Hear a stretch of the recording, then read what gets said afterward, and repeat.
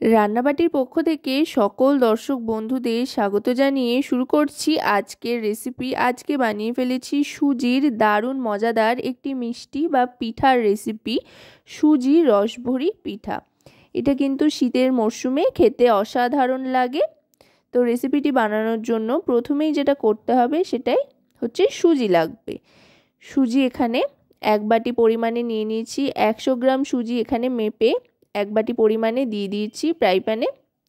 এবার medium to low ফ্লেমে সুজিটাকে হালকা ভেজে নেব, যাতে সুজির একটা যে কাঁচা ভাব রয়েছে সেটা কেটে যায়, অথচ লালচে ভাবও না আসে, সেই দিকে লক্ষ্য রেখেই কিন্তু সুজিটা ভাজতে হবে। 1 থেকে 1.5 মিনিট পর্যন্ত সময় নিয়ে সুজিটা হালকা ভেজে নিচ্ছি।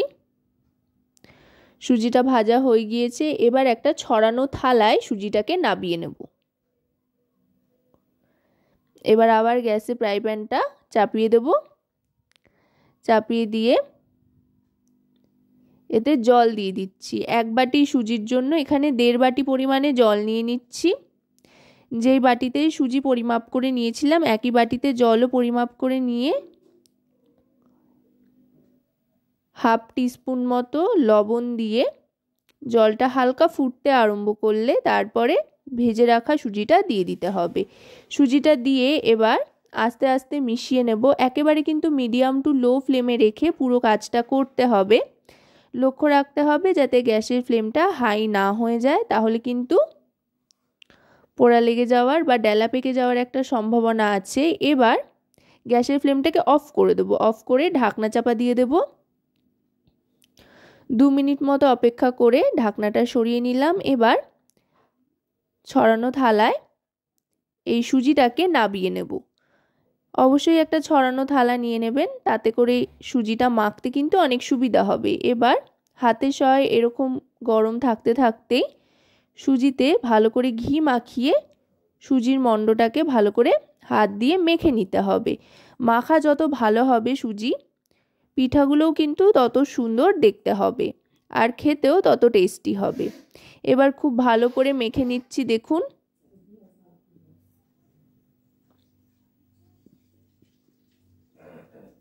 এরমভাবে তালুর সাহায্যে ঠেসে মেখে নিতে হবে। আর অবশ্যই কিন্তু ঘিয়ের ব্যবহার করবেন, তাতে দেখবেন হাতে কোনো কিছুই লাগছে না। এবার এই পিঠাগুলো তৈরি করে নেব। এই পিঠাগুলো তৈরি কিন্তু খুবই সহজ, কিছুই না। লেচি কেটে নিয়ে তারপরে গোল করে নিতে হবে। গোল করে তারপরে আস্তে করে তালুর সাহায্যে একটু চেপে দিলেই অনেকটা বাতাসার আকৃতির এই পিঠাগুলো কিন্তু তৈরি হয়ে যাবে। মাঝারি সাইজের তৈরি করছি আমি, কারণ কিনা এগুলো দুধে দেওয়ার পর কিন্তু দুধ সোক করে অনেকটাই ফুলে উঠবে আর একটু বেড়ে যাবে, সেই জন্য। এই দেখুন, আমি এইভাবে প্রত্যেকটা তৈরি করে নিচ্ছি। কোনো ডিজাইনই কিন্তু করছি না, খুবই সহজ সরলভাবে কিন্তু তৈরি হয়ে গিয়েছে প্রত্যেকটা। এবার ফ্রাই প্যানে দুধ দিয়ে দিয়েছি। এখানে হাফ লিটার দুধ দিয়ে দিয়েছি। দুধটা একবার একটু জাল দিয়ে নেব। একবার ফুটে ওঠা পর্যন্ত অপেক্ষা করতে হবে। ফুটে উঠলে গ্যাসের ফ্লেমটা লোতে করে দিয়ে তারপরে গুড় দিতে হবে। গুড়টা দিয়ে এবার মিশিয়ে নেব, মানে গুড়টা গলে যাওয়া পর্যন্ত অপেক্ষা করতে হবে। অবশ্যই কিন্তু গ্যাসের ফ্লেম লোতে রেখে গুড়টা দেবেন, তাহলে কিন্তু গুড় দেওয়ার পর দুধ ছেড়ে যাওয়া বা কেটে যাওয়া এগুলোর সম্ভাবনা আর কখনোই থাকে না। ফুটন্ত দুধে গুড় দিলে কিন্তু গুড় ছেড়ে যাওয়া বা কেটে যাওয়ার একটা সম্ভাবনা থাকে। এবার গুড়টা দিয়ে ভালো করে ফুটিয়ে নেব। গুড়টা দেখুন গলে গিয়েছে একেবারে। এটা একটু পাতলাই রাখবো, যেহেতু সুজি যে পিঠাগুলো তৈরি করেছি সেগুলো যেহেতু দুধটা সোক করবে। এবার এর মধ্যে দিয়ে দিচ্ছি তৈরি করে রাখা পিঠাটা মিডিয়াম টু লো ফ্লেমে। এগুলো দিয়ে একটু ফুটিয়ে নেব। 1 মিনিট মতো ফুটিয়ে নেব মিডিয়াম টু লো ফ্লেমে রেখে। এবার গন্ধের জন্য সুগন্ধি হিসেবে এখানে ব্যবহার করছি এলাচের দানা, যেটা গুঁড়ো করে নিয়েছিলাম। এবার ভালো করে মিশিয়ে নিচ্ছি। আশা করব রেসিপিটি আপনাদের ভালো লাগবে। যদি রেসিপিটি আপনাদের ভালো লাগে তো অবশ্যই রান্নাবাটি চ্যানেলটিকে সাবস্ক্রাইব করে লাইক শেয়ার কমেন্টের মাধ্যমে আমাদের পাশে থাকবেন। আর যদি রেসিপিটি আপনারা আমাদের ফেসবুক পেজ থেকে দেখেন তাহলে অবশ্যই রান্নাবাটি ফেসবুক পেজটিকে ফলো করার অনুরোধ রইল। দেখুন দুধটা কিন্তু খুব সুন্দর মিডিয়াম টু লো ফ্লেমে ফুটে উঠেছে আর এগুলো বেশ খানিকটা ডবল হয়ে গিয়েছে, একটু একটু বড়ও হতে আরম্ভ করেছে আর ফুলতে আরম্ভ করেছে পিঠাগুলো। এবার যেটা করতে হবে সেটা হচ্ছে গ্যাসের ফ্লেমটা অফ করে দেবো। গ্যাসের ফ্লেমটা অফ করে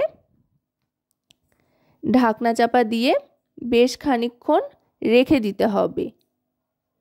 এই ধরনের পিঠা যত ঠান্ডা করে খাওয়া যায় এর টেস্ট কিন্তু অনেক গুণ বেড়ে যায়। এই আমি ঢাকনা চাপা দিয়ে দিলাম।